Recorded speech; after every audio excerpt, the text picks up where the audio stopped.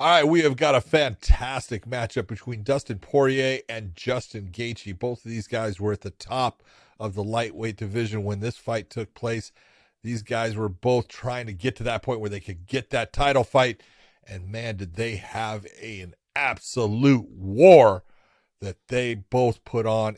It was a phenomenal fight. I don't know what you remember of it, Josh, but I loved this fight, and I loved how both guys gave everything they had. They were both spent. But John, when we talk about these fighters, Dustin and Justin, this is going to be very tongue twisting, by the way. Dustin and Justin, when we talk about both these fighters, do we expect anything less? No. This is what they deliver every single time. Every time I have ever seen them step in the cage, they've brought the A game. They've done everything they possibly could to get the win. They've delivered almost every single time. Both tough as hell. Both tough as hell. Both dogs in there. Both like to stand and bang. Can both wrestle, but choose not to. Both can throw kicks. Both have powerful kicks. They're both almost like mirror images of each other when it comes to the talent level. Wow, talent level, yeah. But you got to say that Dustin Poirier coming into this definitely had an advantage if this fight was going to hit the ground. No, absolutely. Absolutely. But Justin's not the easiest guy to get to the ground unless it's Khabib taking him down. That's the biggest thing. Outside of Khabib getting him down, outside of that, he's been one of those guys that's a hard guy to take down. He's got really good wrestling. Dustin is also not someone that's going to go chasing takedowns. He'll stand, he'll deliver, he'll throw combinations, he'll put together. He fights at a very like an even kill type pace. He will push you and push you and push you, but without overextending himself. He stays clean. He does the best he can to stay tight with his defense and deliver great shots. He's a fantastic fighter. And Justin is somebody who is the same. He's a little bit the opposite, where he leaves himself out of position. There you go. He is about the excitement. He's someone that will throw big uppercuts, big hooks. He will throw down. He will take a shot to give a shot. Dustin is not so much that way, whereas Justin is. Justin, I think, is also somebody that when he delivers his leg kicks and comes back with the hands, he's nasty. He's dangerous. That will tend to slow fighters down. We're going to see how this fight all plays out. But guys, if you guys are watching this with us, go ahead and click the link there, and that's going to take you to this fight. And when you look at this fight here, go to the 20-second mark, and we're all going to press play together, and we'll go right into this viewing, and we're going to break it down for you guys. Get your sound down. Okay.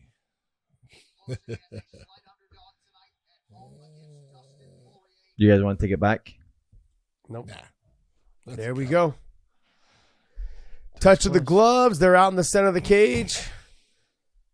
Nicely done. Nice jabs. This is where I look at with Dustin. He's got a great jab. He stays tight with his left hand. He's used to fighting orthodox fighters, whereas not everyone's used to fighting a southpaw. And he delivers a great straight left combination. And the big thing here, right away, take a look at how Dustin is controlling the range of the fight. Mm-hmm. Everything. Justin's coming after him. He does land the kicks, but his hands are just a little bit short. He's just not getting that range so much, while Dustin is actually touching Justin just a little bit more. Nice leg kick by Justin. Yeah, he's got power in his leg kicks. I'm surprised, John, he doesn't utilize them more. He utilizes them a lot when he was in the World Series of Fighting, but as he came over into the UFC, he just started completely relying on his boxing. And I'm seeing him throw a lot of leg kicks in this fight right now, but he tends to get away from them if he starts with them at all. Yeah, well, this was early on when he first came over to the UFC, and he had that unbelievable fight with Michael Johnson where he was hurt. He won't tell you he was hurt, but he was hurt in the fight. Came back and won that fight. But right now where he's having the problem is the range. Is that left hand, the right hand of Dustin Poirier is just eating up the left side of his face right now. Dustin's been very accurate with it, and he just keeps on touching him. Yeah, I'm looking at the way that Justin is kind of not really moving his head offline. He's kind of standing directly there. He covers up and kind of hunches over, leaving yourself, you're available to be kicked, uppercut, all of those things. He's done that for the longest time, But with Dustin, he's so good with getting inside the jab, boom, and then he throws that straight left, and he also mixes it up with that little short left hook. And that was a beautiful job by Dustin. He read the uppercut. He allowed Justin comes in, throws the uppercut. Beautiful counter. Ooh, nice little left hook right there. It was nice. And he felt that. You can see. Mm-hmm. Take a look at his movement. I mean, these guys are just throwing down. There's a lot of shots going by both. But John, in saying that though, this is the type of fight that Gaethje loves to fight. Gaethje loves to go ahead and keep pressuring you, make you fight on your back foot, make you take shots, make you get into these exchanges, because he believes not just in his cardio, his conditioning, he believes in his chin, he believes in his ability to go ahead and try and break you, make you utilize all your power, all your strength, all your explosiveness, so I can come back and touch you up in the second round, the third round, whatever it is. He believes that he can break you as the fight goes on. No, and he's done it time after time, so it's understandable why. But the big thing he's making a mistake here is he's trying to push that pace, but he's eating too many shots throughout this. He's the guy coming forward most of the time, but Dustin's the one that's landing the majority of the shots. Yeah. Some of these are being blocked, but there's a lot that's getting through, especially that when Dustin is popping that jab out there, he's been touching Gaethje a lot. What I like though that Poirier is doing is that he's going to the body really well. So he's mixing it up with the uppercut and then ripping the body every time that Gaethje covers up and just puts his head down to kind of block the jab and the straight left. He'll rip the body to kind of mix it up and change it up. He'll work around the elbows and hit the body. Now you see Poirier throwing some leg kicks as well. And that right there is the big difference. Take a look. This is what we talk about. Watch as you're seeing Poirier come in. He touch, but every now and then you can see when he really throws hard. Right there, big uppercut, throws it hard. Justin kind of throws hard on almost every shot. Yeah. Every shot he's throwing, he's trying to put some heat on it. Those are really nice Those are nice combinations right there. We're at 35. It got his attention. Mm-hmm. We're at 33, 32, 31 seconds of the first round of the Poirier versus Gaethje fight. Great job. You can tell those leg kicks are having an effect now on Poirier because especially if he's reaching down and look at his head dipping down. Yep. He's not just reaching down, but he's also bringing his lead leg back a little bit to make it equal, almost like a square stance. That lets you know that the leg kicks are having an effect. Ooh, nice little short inside left hook by Gaethje. Just a beautiful round though. Just dogs, man. Both these guys are dogs. I mean, John, this is but here, when people talk about why they brought Michael Chandler into the UFC, this is the same thing as this is why they brought in Gaethje. They brought him in to spruce up that lightweight division. They were going through some steps in that lightweight division where it just it wasn't as fun, or like it just got stagnant a little bit, which the lightweight division has always been one of the toughest, if not the toughest division in the UFC. They brought in Gaethje and it just lit a fire under everyone's ass, and everyone started, and the excitement and all the talk about the lightweight division really exploded, similar to what you're seeing right now with Chandler being in the UFC. You can see how, even look at how Poirier comes out, see how he's bringing that right leg back, that lead leg back quite often, because he knows that those leg kicks are coming. There's the inside kick right there that Gaethje misses. But you can tell that those leg kicks are having an effect on Poirier. Oh, no doubt about it. Little clash of the heads right there. You know something about that. Yeah, except the ref didn't say anything. Yeah. No, another one. Right. That's another one. Jeez, always digging. Oh, nice little. This is where I think Michael Chandler's going to have a hard time with Poirier. Yeah. Is that liver kick, that body kick on that side, he's going to have a hard time with. Yeah, that back leg is there for that liver kick the entire time. With Gaethje a little bit different. He keeps his elbows down. See how he covers right there? And he'll take the shots on the arms with those body kicks. Whereas Chandler, he doesn't do that. He keeps his elbows out flared wide, and he will end up having to take some of those body shots if Dustin can time it properly. One of the things, if you're watching this fight, now notice all that pressure that Justin Gaethje was bringing forward that entire time, it's starting to slow down. And it's starting to slow down because he's eating a lot of shots. Was that an eye poke? Because Yes. it looked like it was the edge of the glove. It looked like a nice punch. I don't know. I can't see. They haven't showed the replay on this, but overall though, this fight's living up to all the hype.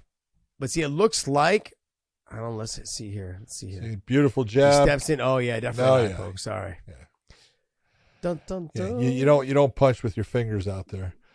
It's one of the things that, the UFC. Calm down, Nate Diaz. It's one of the things the UFC is continuously. Their gloves are kind of board like, and they kind of make it to where it's harder to squeeze your hand than it is to keep your hand open. Where it's better if you have a curved glove where it's harder to open your hands. It would be one of the things that I would love to see them change. That they never have, but they should. What I love is the mutual respect between both these fighters. I know there's a little bit of lead up to this, but I love the mutual respect. Man, I got to be honest, man. Poirier's got a beard on him. He's just taking two big overhand rights. He's taking some big shots there. But look, notice Beautiful. See that right there. That the jab sets so many things up. Body kick. Because as soon as Gaethje starts to hide from the jab, you see him when he brings his hands up, his head dips down. Dustin is able to open up with a multitude of attacks, the uppercut, the hook, all of it. When you see Poirier throw that jab, right, what I love that he does is he hesitates for a second and then he throws the straight left. So he waits for the head to snap up to make sure he landed it clean. And as the jab hand's coming back, he comes right back with the straight left. It's all about the timing. Some people will rush. They already have it. They already have it in their mind. I'm just going to go throw the 1-2. What happens though is that you throw the jab and then the left hand comes so much fast, comes right after it, and there's not enough time for the head to fully snap up so you don't land it clean. He throws the jab, and as the head snaps up, he's pulling it back and going right to that left hand. Well, it's a beautiful leg kick. And one of the things that Gaethje normally does, when he throws that right uppercut, he follows it with a left hook, and at this point, he's not doing it because he's getting tagged. But you see the difference in the combinations, John, like you were saying earlier, is that Poirier will throw 1-2 pitter patters, just touching him, and then he'll open up 2 hard shots, and they go right back to the pitter patter. And then a little bit of that reminds me of the Diaz brothers. That's kind of how they started their career, was little shot, boom, big shots. Little shot, big shots. And I love how Dustin, what he's doing right now is he's mixing up the wrestling, just making Gaethje think about it. Yep. It's that hesitation. It causes the hesitation for Gaethje to just, okay, am I defending the takedown? Should I throw a shot? What should I do? Beautiful. See that right there. You saw that. 3 jabs right in a row. Throws the uppercut. Hits the hook. Yeah. We're at 125 of the second round in the Poirier-Gaethje fight. Fantastic fight. These guys came out and delivered. Now, John, this is another thing. In this fight, if Poirier fights Chandler at this type of pace, with this type of accuracy, but I think he's got to be a little bit more accurate with his leg kicks and be a little bit more often with his leg kicks and body kicks. I think it's going to end up being a really tough fight for Michael Chandler.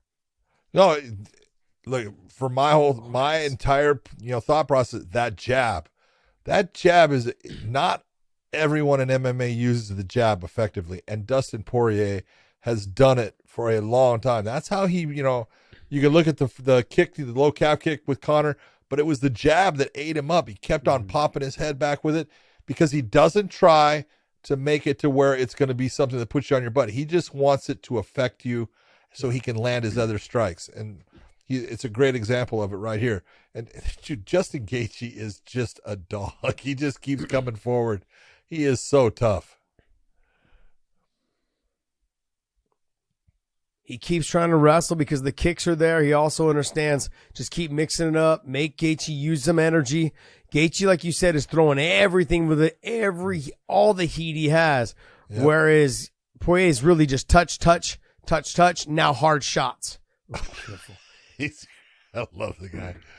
That was a sweet elbow that Justin Gaethje threw, probably about 15 seconds left in the round there. Just beautifully done. This is why people love him right here, John, is that you're going into the third round after just battling for 2 rounds, back and forth. with Poirier, and now he's over there getting the crowd hyped up. Let's go. Let's get going. Just a fantastic fighter, man. Both of these guys are just top of the food chain, but on top of it, performers. This is the entertainment business. Both these guys are entertainers, doing a great job mixing up their combinations and just going out there and delivering the one of the greatest fights. Yeah, we talk all the time about fights that end up taking a little bit out of you that you never get back. Fights where you leave a little piece of you in the octagon. Right here, this is one of those fights by both guys. Someone's going to win, someone's going to lose. Both guys left a little bit of themselves in this cage. What I also see, though, too, from Poirier is that he'll throw the straight left instead of leading with the jab. He'll lead with the straight left, and then he'll throw like 2, sometimes even 3 right hooks, and then come back in with another straight left or like a little left uppercut. He's doing a great job mixing everything up. Well, just that little bit, yes. People would say, well, it was a takedown. No, it really wasn't. It was a positional change, but it made Gaethje work. Yep. You saw that big breath from Gaethje afterwards, and that's what's setting this up. That was a beautiful body shot by Dustin Poirier.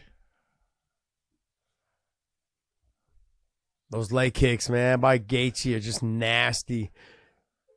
Oof. Then he just kicked his shin. And here's another thing is that I see the Gaethje's, because they're southpaw and conventional. Yep. Gaethje's throwing that rear leg, but he's not throwing it not always to the inside leg. He's actually trying to kick the back leg. Well, in the beginning, Gaethje was actually winning the foot battle. Now he's been losing it. Yeah, but what I'm saying though, John, is that what happens is when you kick to that back leg, that leg is not as used to being kicked because of your southpaw stance or any other fighter that's in a conventional stance. They're not used to getting that back leg kicked. And so 1 or 2 kicks have a different effect than the lead leg being kicked. And you got to love, Gaethje knows he hurt him. That was a beautiful shot that he threw. And look, there he comes with the elbows again, trying to go after him to finish him with a big elbow strike. Very smart. Tight fighting inside. Don't go for the punch. Look for that elbow.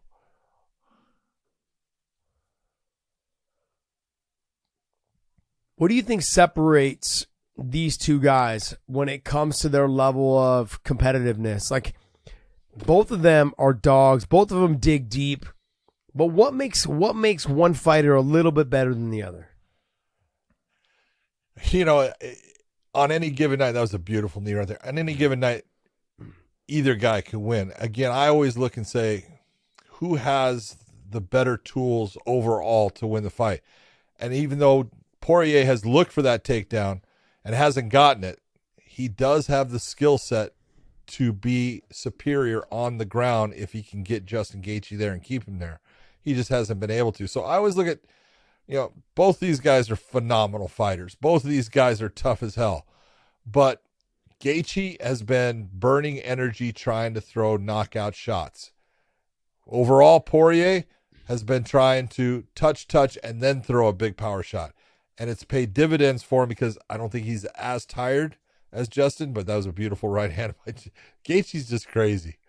I just love the guy. But, John, you're saying that he doesn't look as tired as Gaethje, but the thing, Gaethje's winning this round.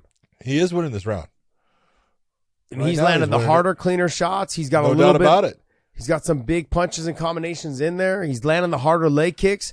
He's been able to press Poirier to the fence. Oh, nice that was a inside sweet elbow. That's what I'm going to do to Podcast Dave when I see him.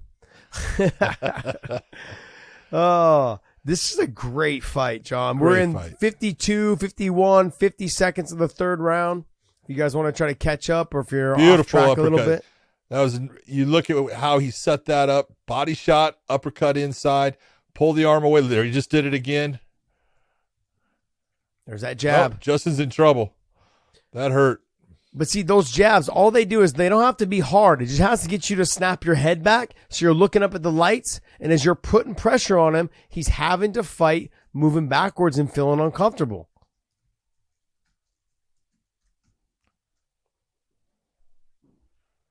Not a, you look and you go, I don't think Justin in any fashion tried that, but not a bad time to do it because he's getting a little tired there. Get yourself a little air. This is not bad. Oh, yeah. There he goes again, opening that hand out.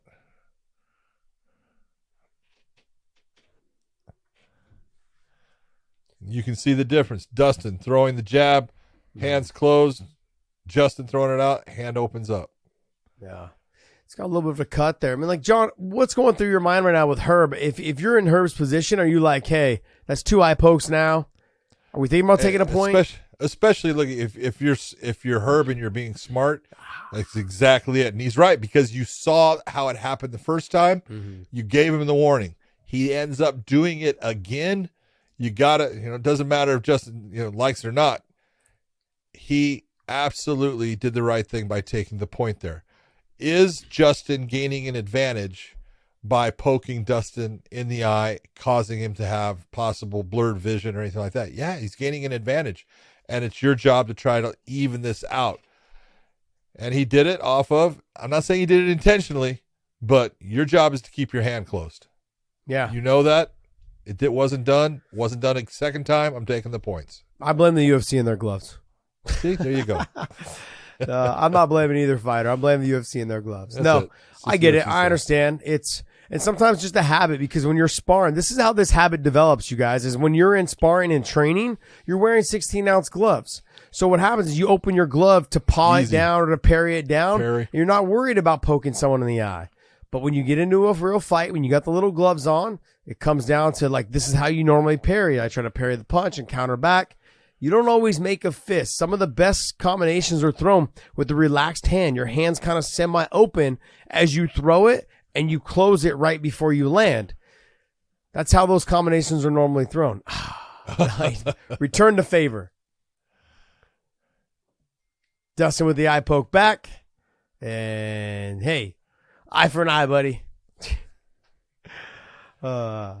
Literally, eye for an eye. Many times you'll get, especially with groin shots, you have a guy that he gets hit with 2 and you don't take the point. The other guy's going to come out and he's going to throw a groin shot.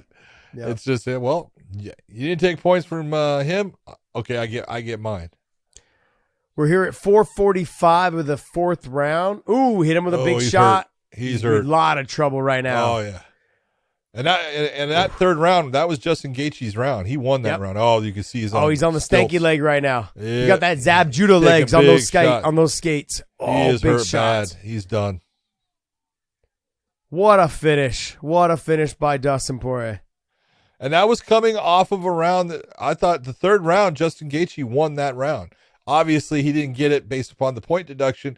It would have been a 9-9, but he won that round. But, John, not taking anything away from this great performance by Dustin, go back to the Eddie Alvarez and Michael Chandler fight, their first one. Michael Chandler got his ass beat in that 3rd round. Barely could survive that 3rd round. Yep. Came out and got the finish in the 4th. That's true. Came out, got the takedown, got to the back, got the choke. Look, sometimes in those rounds, right, you're kind of taking the round off. Like, you delivered, you're up 2 rounds. That left hand was so solid. And then what he does, he actually tells it, come on. But then what Dustin does really well in this situation, though, John, he doesn't just flurry. He kind of picks and chooses his shots. He's being a sniper. Look at him look for the shot. Nicely done. Boom, sets it Beautiful. up. Straight right. It was more like a jab right hand. He kind of switched his stance a little bit through the right. I think it was kind of a bad stoppage by Herb, but no. I can tell you that Justin afterwards was talking to Herb, telling him I wasn't hurt.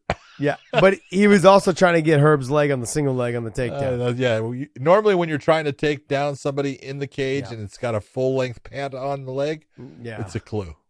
That's true. Overall, though, great performance by both fighters. This is a fight that I would love to see ran back 15 times. Oh. If I could see these 2 guys fight every single time and I could see other certain fighters fight every single time, sign me up, man. Both these guys are fantastic fighters. And like, the thing with Gaethje, he never loses any real estate, John. All of his fights are so damn fun. And he fucking puts it all out there. If you're a fan, if you're a promoter, if you're anybody just watching, like, you're going to be thinking, I want to see that guy fight as much as I possibly can. Win or lose, doesn't matter. Fantastic fighter.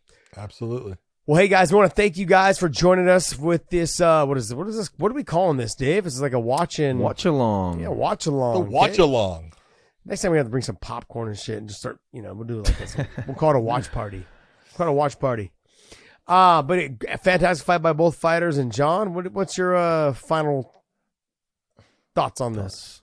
I don't know if there's any final thoughts to come out with it. I don't think it's going to be the exact same fight that you saw, here with Dustin against Michael Chandler, but I think it might be close. I think that you're going to see Dustin Poirier trying to utilize that jab like we were showing, that low kick. Mm-hmm. We'll see what Michael Chandler can do to cause him problems in this, but you look at that. There was no loser in this fight. That was a great performance by both guys. The fans were the winners, no doubt. So this is what we expect in MMA. Fantastic fights. If you're a fan watching this, you're someone that subscribes to our podcast. If you guys subscribe to our main show as well as this Clips channel, we only drop this content on our Clips channel. But also drop us a comment and say which fights you think you'd like us to cover. We want to try to keep it to some finishes. Let's keep the excitement going.